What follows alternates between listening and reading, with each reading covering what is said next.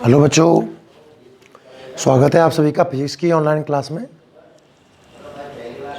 बच्चों आज हम बात करेंगे, हम पढ़ रहे थे बायो सावर्ट लॉ के एप्लीकेशन, और बायो सावर्ट लॉ के एप्लीकेशन में हम पहला एप्लीकेशन पढ़ चुके हैं, magnetic field at the centre of coil.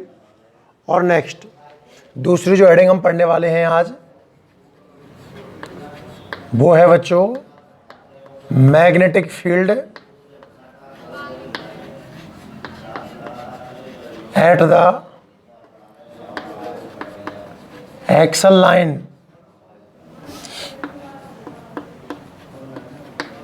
of current carry coil।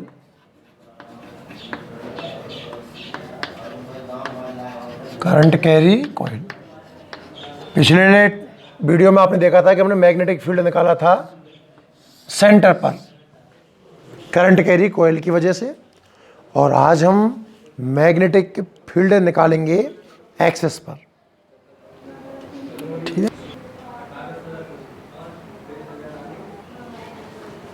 ठीक है ना भाई। तो सबसे पहले हम एक कॉइल पर विचार करते हैं। यह है एक्सिस, यहां इसकी रेडियस हो गई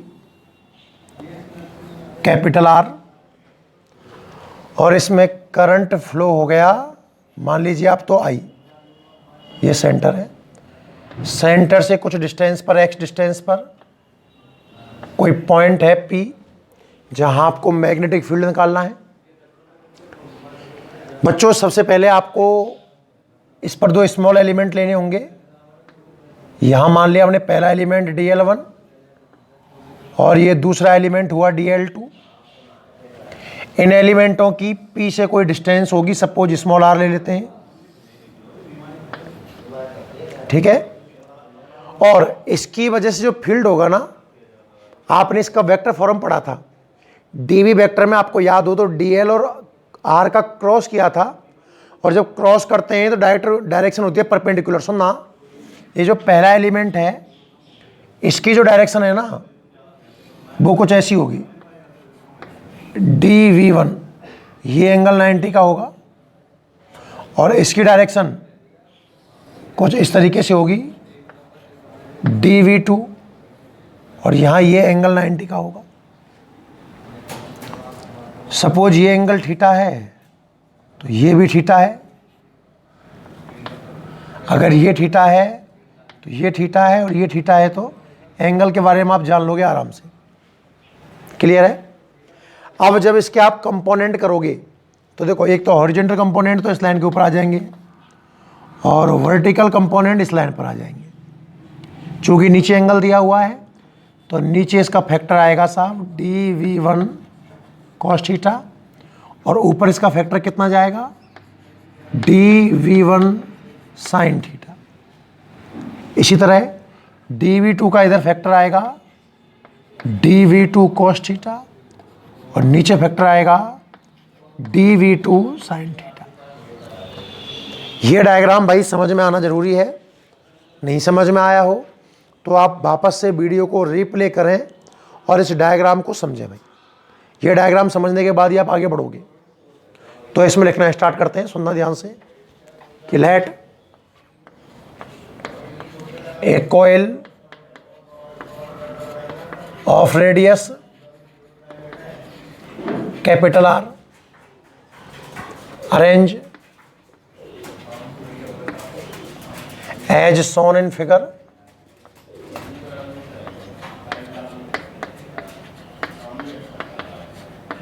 as shown in figure। I current flow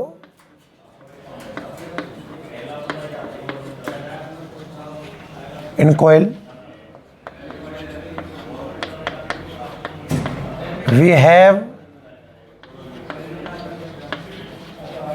to calculate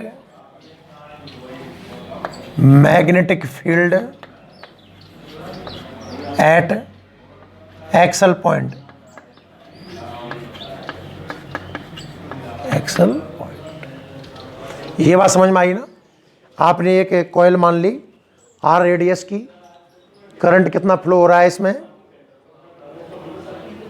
current कितना फ्लो हो रहा है भाई, आई, ठीक है।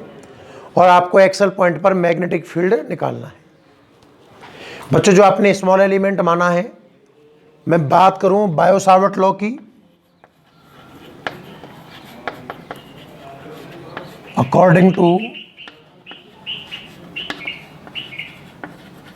बायो सावर्ट लॉ, और बायो सावर्ट लॉ क्या कहता है, dv is equal to mu naught upon 4 pi I dl sine theta upon are square. ध्यान से देखना। अच्छा इसमें भी बायो सावर्ट लॉ अभी मत लगाओ, सुनो सुनो सुनो, ध्यान सुनो, ये स्टेप उठाओ। बच्चों जब आपने कंपोनेंट किए मैग्नेटिक फील्ड के, डायग्राम देखें, जब आपने मैग्नेटिक फील्ड के कंपोनेंट किए तो जो वर्टिकल कंपोनेंट है they are same in magnitude but opposite in direction. तो ऊपर वाले फैक्टर से नीचे वाला फैक्टर कैंसिल आउट हो जाएगा और वर्टिकल कंपोनेंट जुड़ जाएंगे। तो आप लिखेंगे when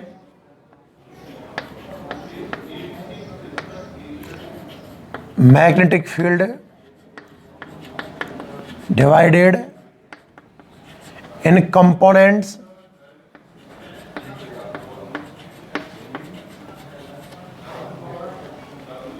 vertical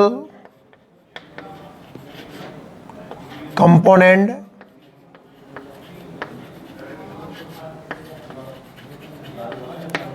same in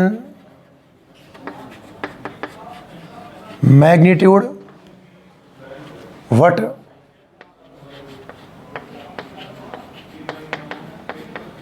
opposite in direction,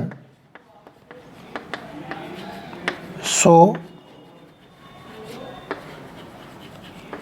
they cancel each other, but horizontal component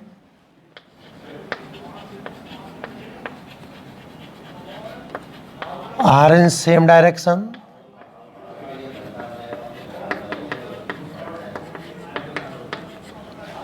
so they added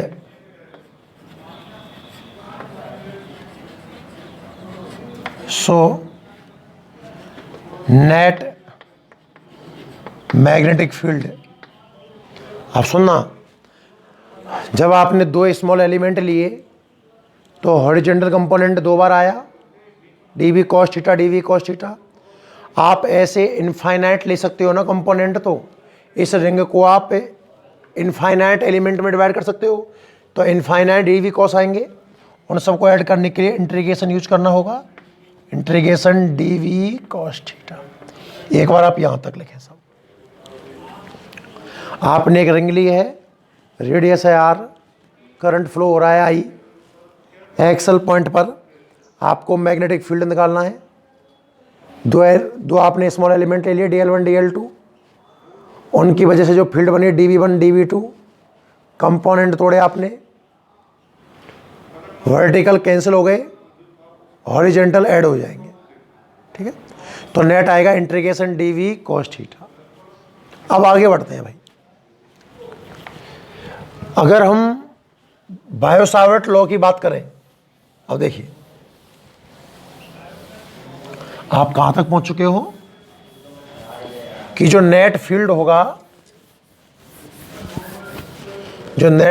capital V, वो होगा इंटीग्रेशन dv cos थीटा। सही है यहां तक। आप बायो सावर्ट नियम लगाइए। आप तो अकॉर्डिंग टू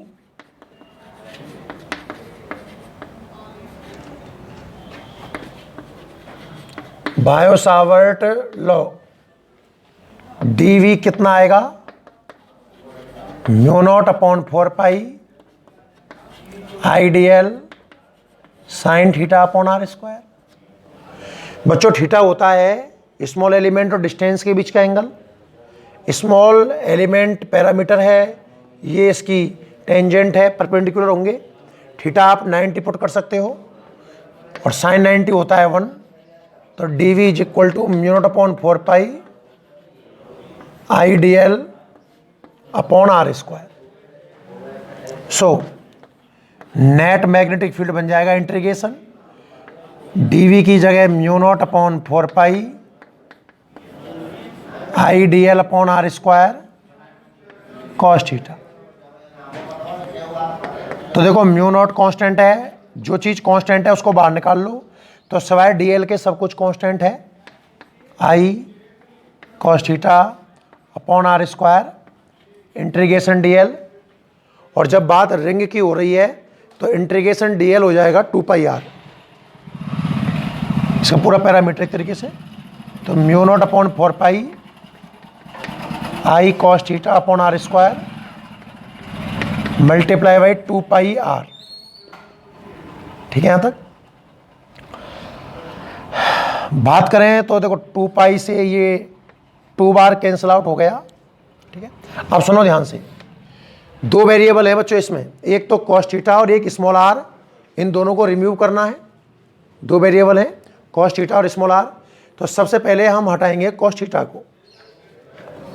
बच्चों अगर बात कॉस थीटा की हो रही है तो कॉस थीटा का फॉर्मूला क्या होता है, बेस अपॉन बेस अपॉन हाइपोटेंशियल।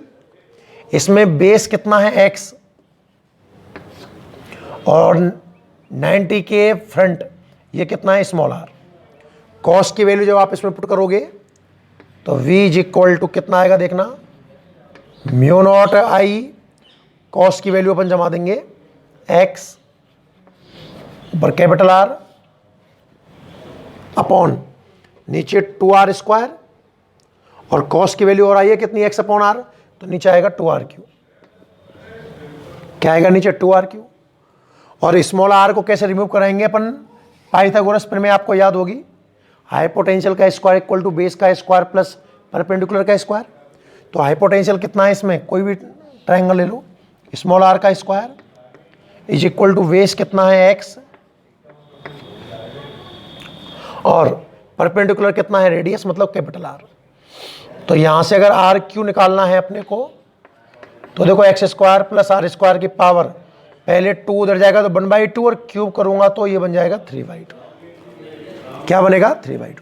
ध्यान से देखो एक एक स्टेप, सारे स्टेप इसमें काम के।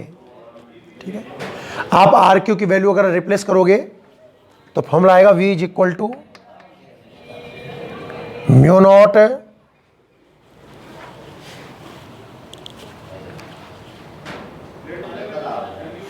देखो इसमें एक छोटी सी मिस्टेक हो गई है भाई, सुनना, ये एंगल थीटा ना होकर ये वाला एंगल थीटा है इसमें।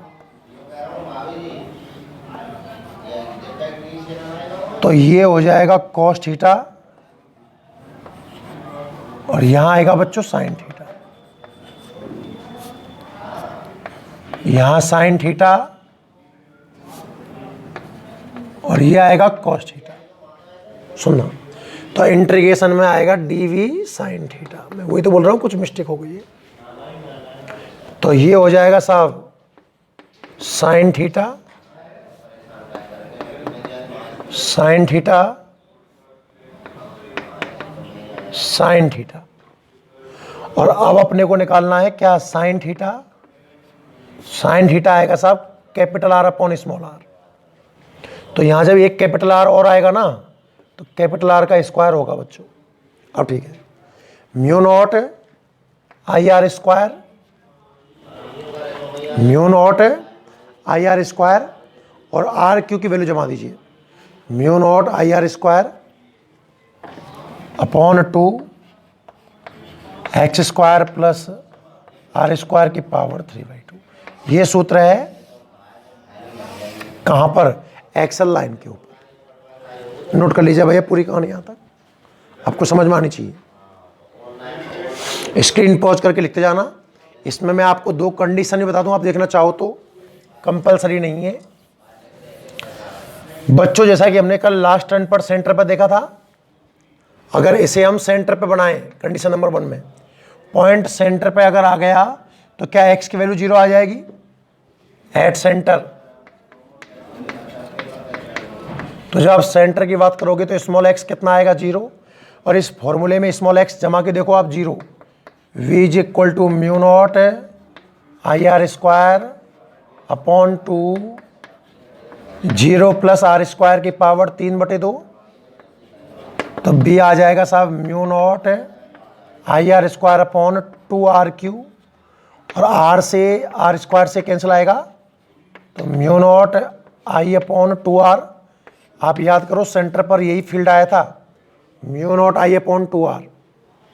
दूसरी स्थिति इसमें जो हमें कभी कभार काम दे सकती है, क्या at x is equal to plus minus r/2, मतलब जो रेडियस है उससे आधी डिस्टेंस पर फील्ड कितना आएगा। मतलब मैं एक्सिस पे रेडियस से आधा चलूं तो v is equal to mu naught I r square upon 2, x की जगह पर r/2 का स्क्वायर करूंगा तो r²/4 प्लस आर स्क्वायर की पावर 3/2। इसको आगे बढ़ाएंगे तो mu naught I r square upon 2, इसको ऐड करूंगा तो आएगा 5r²/4 की पावर 3/2। तो देखना 5r²/4 एक बार तो पूरा, पावर 3/2 का मतलब है 1 + हाफ, और जब इसकी हाफ पावर लिखूंगा ना तो √5r² का r और 4 का आएगा 2। हाफ पावर का मतलब होता है बच्चों रूट। देखिए r² से r² कैंसिल आउट हो गया। आप इसको ऐसे लिख सकते हो कि देखना इसमें से क्या अलग कर लो, म्यू नॉट आई अपॉन 2r अलग कर लो, बच का जाएगा 8 अपॉन 5 √5। तो जो v x equal to r/2 पर आएगा ना, इसको आप सॉल्व करोगे तो 0.732 आएगा, और ये है BO सेंटर पर। मेरा कहने का मतलब होगा कि r/2 पर जो फील्ड है वो सेंटर के फील्ड का 0.732 गुना होगा। क्लियर है बच्चों?